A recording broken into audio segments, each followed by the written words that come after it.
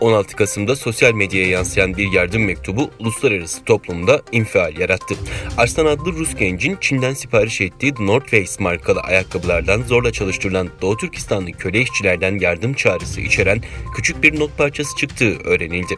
Notta İngilizce yazılmış "Beni kurtarın, Çin tarafından hapsedildim, Uygurları kurtarın" yazıları dikkat çekti.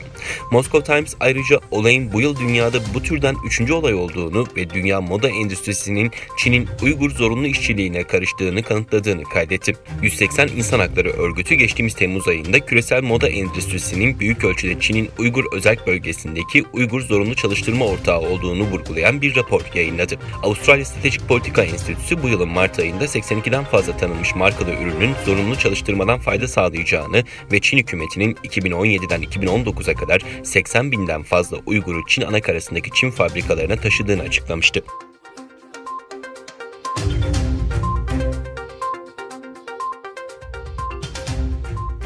Japonya, Doğu Türkistan'daki insan hakları ihlallerini yakından takip ettiklerini ifade etti.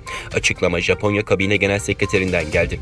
Genel Sekreter gerçekleştirdiği basın toplantısında bölgedeki ihlalleri endişeyle takip ettiklerini söyledi. Sekreter, temel insan haklarına saygının ve hukukun üstünlüğünün garanti edilmesinin önemli olduğunu dile getirdi.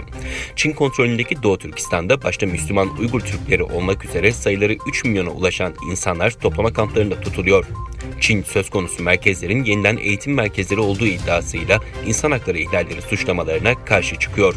Doğu Türkistan'daki ihlallere karşı çıkan ülkelerden olan Japonya, Birleşmiş Milletler'de Çin'e Doğu Türkistan konusunda mektup gönderen 39 ülke arasında.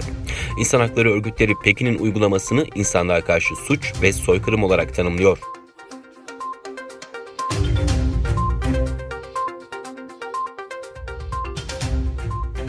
2019 yılında kurulan Tayvan Doğu Türkistan Derneği Başkanı He Chadong, 15 Kasım Pazar günü Tayvan Üniversitesi'nde düzenlenen Uygur tarihinde iki Doğu Türkistan Cumhuriyeti'ni anma sempozyumu hakkında RFA'ya konuştu. He Chadong, Tayvan Üniversitesi'nde 15 Kasım'da düzenlenen sempozyumda Tayvan Siyaset Üniversitesi'nde doçent olan Li Fuzong, Tayvan Hükümeti Araştırma Enstitüsü üyesi Profesör Dong Liwen ve askeri yazar Lu Shibing'in Doğu Türkistan Cumhuriyeti hakkında rapor verdiğini söyledi. He Chadong ayrıca sempozyumdaki raporların içeriği ve tartışılan konular hakkında konuştu. Görüşmelerde ana tartışma konusunun Çin'in Xinjiang yeni sınır olarak adlandırdığı Doğu Türkistan'ın Çin'in dediği gibi Çin devletinin ayrılmaz bir parçası değil, işgal edilmiş bir bölge olduğu ve iki cumhuriyetin kısa vadede çökme sebepleri olduğunu söyledi.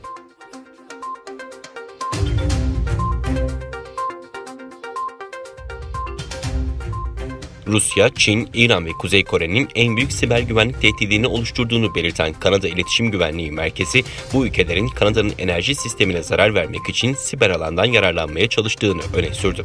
Kanada İletişim Güvenliği Merkezi'nin raporunda Çin, Rusya, İran ve Kuzey Kore'nin neredeyse kesinlikle devlet destekli programlarının bazı Kanada vatandaşları ve kuruluşlara yönelik en büyük devlet destekli siber tehdit oluşturduğunu düşünüyoruz ifadelerine yer verildi.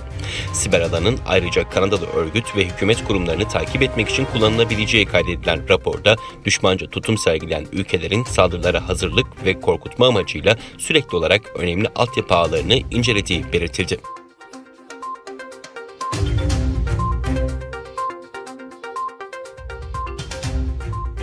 Malezya ve Çin hükümetleri yeni tip koronavirüs aşısının geliştirilmesi ve dağıtılması konusunda anlaşma imzaladı. Anlaşmaya göre Malezya, Çin'in geliştireceği aşının öncelikli alıcısı olacak. Malezya Teknoloji ve Yenilik Bakanı Hayri Cemalettin, Çin'in Bilim ve Teknoloji Bakanı Wang Zhigang'la çevrim içi yaptığı görüşmede iki ülkenin COVID-19 salgınıyla mücadelede yakın işbirliği kurması için resmi anlaşmaya vardı. Anlaşmanın ilk safhasının 5 sene süreceği, daha sonra tarafların müşterek onayıyla her yıl yenileneceği açıklandı.